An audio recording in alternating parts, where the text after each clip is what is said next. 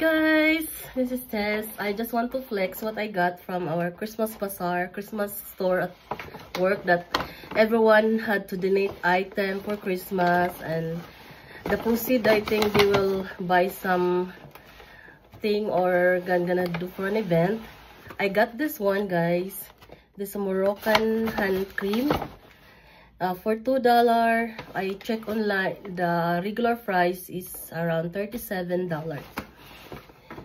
And then I got this cream for that foot. I got this, I think, $1, $2 again. The original price is $27. Made from Germany. It's good for dry foot. And this one, guys, I got this oil for $1 or $2, and oh no, $3. And I check online, the price is $47.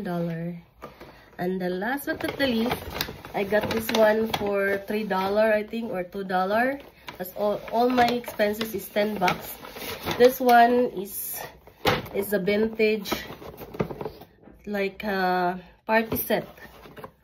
And I check online, the price is $37. I only got it for $2.